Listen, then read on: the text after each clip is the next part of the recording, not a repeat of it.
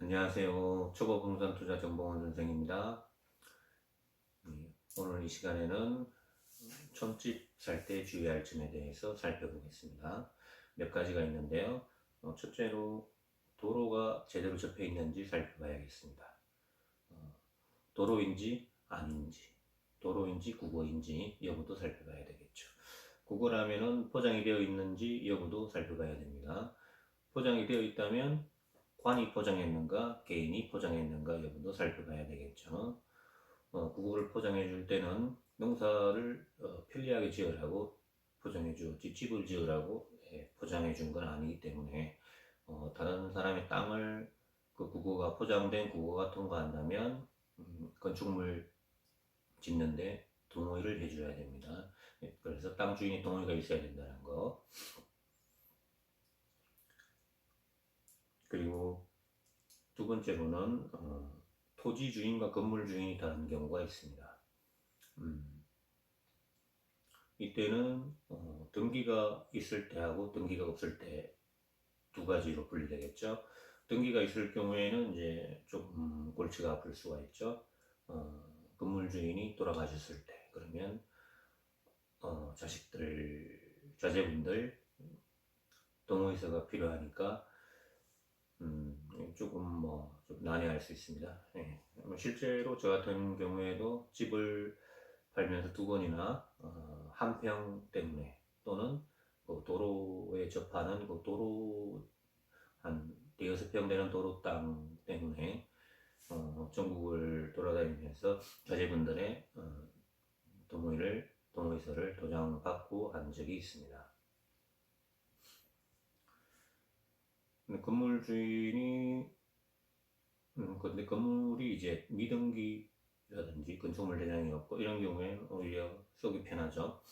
그럴 경우에는 돌아가셨으니까, 그리고 또 오래된 건물일 경우에는 지붕이나 이런 거를 좀 훼손한 부분을 사진 찍어가지고 동사무소나 구청에 가서 보여주고 내가 땅 주인인데 아주 오래된 몇십 년 된 건물인데 지금 건물 주인은 돌아가시고 안 계신다. 그런 사정을 말씀드리고 멸실을 하면 되겠습니다. 이 경우가 훨씬 더 편하죠. 근데 요 경우 이제 건물이 없는데 건축물 대장이 남아 있는 경우가 있습니다. 요 경우에는 건물은 없는데 건축물 대장이 남아 있는 경우에는 역시 동사무소나 이런 데 가서 실제로 건축물이 없으니까 그런 미등기인 경우에는 땅 주인이 직접 가서 멸시를 하면 되겠습니다.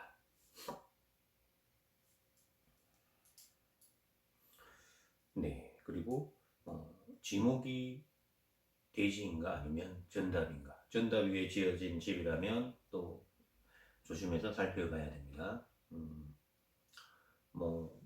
실제로 촌집을 안내하다 보면 아주 너무 멋져가지고 매수인이 살려고 이렇게 했는데 알아보니까 그 밑에 지목이 되지가 않은 경우가 있죠. 그럴 경우에는 지목이 되지 않으려면 전답 아니겠어요? 밭이나 논위에 지어진 집이겠죠. 허가 없이.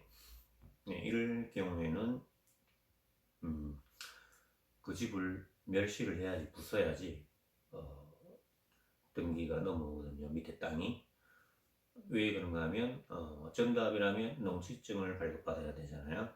농지취득자격증명서를 받으려면 위에 농사에 필요한 것 외에는 아무것도 없어야 됩니다.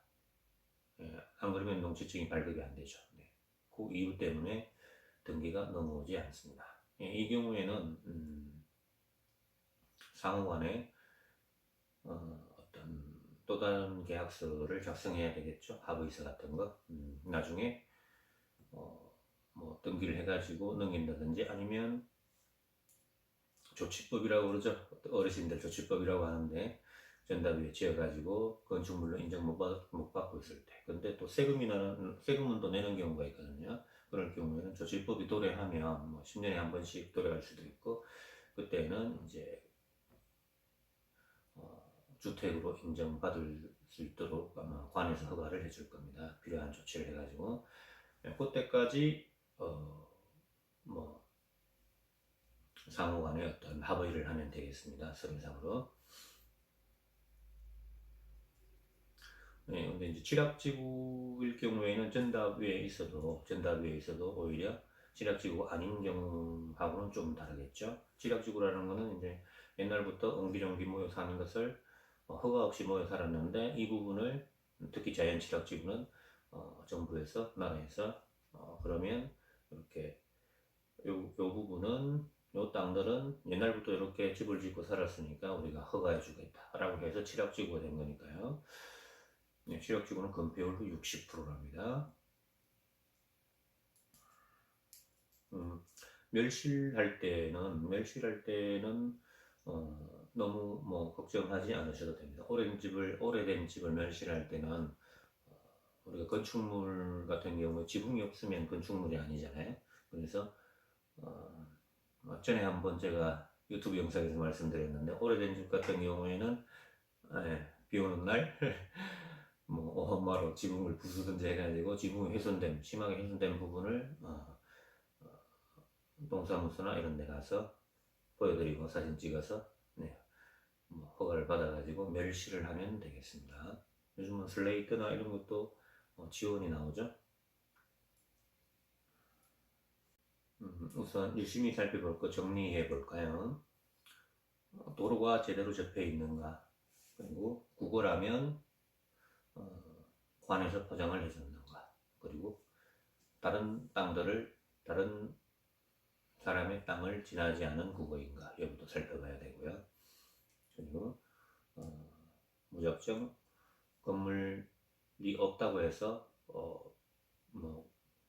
이게 그냥 나대지구나라고 생각해서는 안 되고 서류를 떼어봐야 되겠죠. 건물은 멸실되어졌는데 건축물 대장이 남아있든지 등기가 되어 있든지, 특히 다른 사람 이름으로. 그리고 건물은 있는데 대장도 없고 등기도 없는 경우, 이 경우는 뭐 쉽습니다.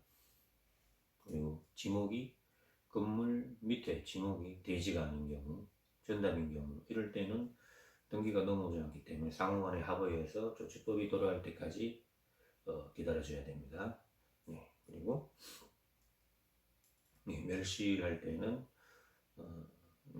오래된 건물의 멸실은 오래된 건물의 멸실은 생각보다 쉽다는 거.